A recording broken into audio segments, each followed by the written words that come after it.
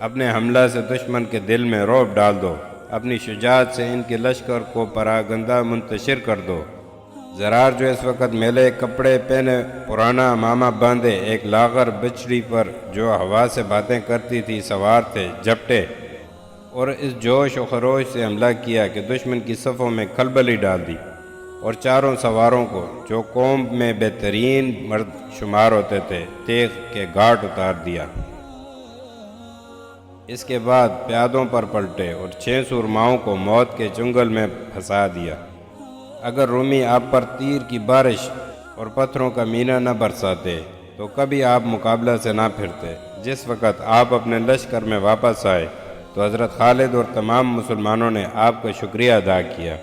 پھر حضرت عبد الرحمن نے ذرا پہنی طاقت آزمائی کے ارادے سے نکلنا چاہا۔ حضرت خالد بن ولید رضی اللہ تعالیٰ عنہ نے فرمایا، ابن صدیق، اپنے حملہ سے دشمن کے دل میں رعب ڈال دینا، ان کی صفوں کو چیر کر رکھ دینا، خداوند تعالیٰ تمہاری طاقت میں برکت عطا فرمائیں گے۔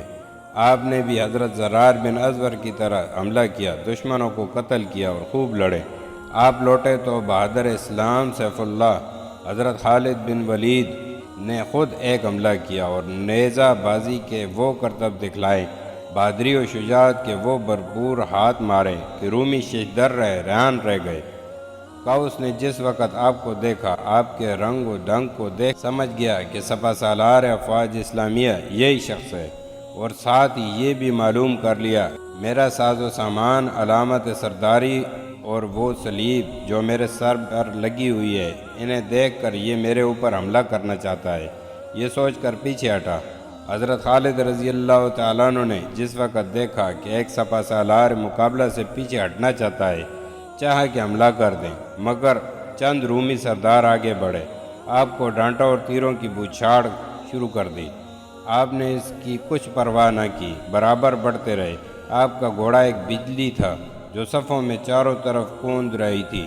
آپ اس وقت تک پیچھے نہیں ہٹے جب تک 10 رومیوں کو قتل نہ کر دیا۔ آپ دوبارہ پھر پلٹے اور لڑائی کے جوہر پہلے سے بھی زیادہ دکھلائے۔ حل من مبازر کا نعرہ لگایا، آواز دی کہ کوئی مقابلے کو نکلے، مگر کسی نے جواب نہ دیا۔ آپ نے کہا، میرے مقابلے میں 2 آ جاؤ، مگر پھر بھی کوئی نہ نکلا۔ آپ نے 4 سے لڑنے کی خواہش کی، آخر میں 10 تک کہہ دیا، مگر کسی نے جواب نہ دیا۔ آپ نے کہا، تف ہے تم پر، میں اکیلا اور تنہا کھڑا ہوں۔ باقی کہتے ہیں کہ آپ کے اس کلام کو ان میں سے کوئی سمجھا تھا اور کوئی نہ سمجھا تھا کہ اسرائیل قوس بن حنہ کے پاس جا کے کہنے لگا، کیا بادشاہ نے تجھے سپہ سالار نہیں بنایا کہ عربوں سے لڑنے کے لیے نہیں بھیجا تھا؟ رعایا کی حفاظت اور شہر کی ضیانت اس وقت تیرے ذمہ ہے۔ قوس نے کہا، میرے سے اس بات کا تو زیادہ مستحق ہے، کیونکہ شہر کا پہلا حاکم تو ہی ہے۔ تجھے اس بات کا زعم ہے کہ میں بادشاہ ارکل کے حکم کے بغیر یہاں سے نہیں نکل سکتا، مگر آپ عربوں کے مقابلے کے لیے کیوں تیار نہیں ہوتا؟ اس نے جواب دیا کہ میرے اور تیرے درمیان یہ معاہدہ شرط ہو چکی ہے کہ ایک روز تو مقابلہ کے لیے نکلے گا اور ایک روز میں جاؤں گا۔ آج تو لڑائی میں جا کر نبرد آزمائی کر، میں کل کر لوں گا۔ قوس نے کہا کہ میں پہلے کہہ چکا ہوں کہ اس شہر میں مجھ سے پہلے تو آیا ہے، اس لیے پہلے لڑائی میں بھی تو ہی جائے گا، میں کل کی لڑائی میں حصہ لے لوں گا۔ آخر اس بات میں مخاصمت بڑھ گئی، تو میں ہونے لگی، گفتگو نے طول کھینچا۔ لوگوں نے اس بات پر فیصلہ کرنا چاہا دونوں کے نام قرعہ ڈالا جائے، جس کا نام قرعہ میں نکلے آج مسلمانوں کے مقابلے کو وہی شخص نکلے گا۔ مگر قوس نے کہا کہ نہیں، بلکہ بہتر یہ ہے کہ متفقہ طور پر حملہ کریں تاکہ ہماری ہیبت قائم رہے اور آپس میں تفریق نہ کریں۔ اسرائیل نے کہا کہ مجھے اس سے کچھ مطلب نہیں، جس طرح چاہو کرو۔ کہتے ہیں کہ قوس کو اس بات کا اندیشہ لاحق ہوا کہ اگر بادشاہ کو ان معاملات کی خبر پہنچ گئی تو اپنی مصابت سے علیحدہ کر کے قتل کا حکم دے دے گا، اس لیے قرعہ اندازی پر راضی ہو گیا۔ قرعہ میں قوس کا نام نکلا۔ اسرائیل نے کہا کہ میدان میں جیسا کہ سپہ سالار افواج اسلامیہ نے شجاعت دکھلائی، تو بھی اس طرح دکھلا۔ جس وقت میں مقابلے کو نکلوں گا، اس وقت دونوں فریق یہ دیکھ لیں گے کہ ہم دونوں میں سے کون سا زیادہ شہ سوار اور بہادر ہے۔ واقعی کہتے ہیں کہ اس وقت قوس نے زرہ پہنی، گھوڑے پر سوار ہوا اور اپنے ساتھیوں سے کہا کہ اپنی تمام توجہ اور قوت میری طرف منعطف رکھنا۔ اگر مجھے مقابلے میں مغلوب دیکھو تو فوراً اعانت کے لیے پہنچ کر حملہ کر کے میری جان بچا لینا۔ انہوں نے جواب دیا کہ تیری باتوں سے تو بزدلی ٹپکتی ہے، شاید ہی تو بچ کر آئے۔ قوس نے کہا کہ جس کے مقابلے کے لیے میں جا رہا ہوں وہ ایک بدوی شخص ہے، میری اور اس کی گفتگو اور بول چال میں بہت زیادہ مہارت ہے، میں چاہتا ہوں کہ اس سے کچھ کلام کروں۔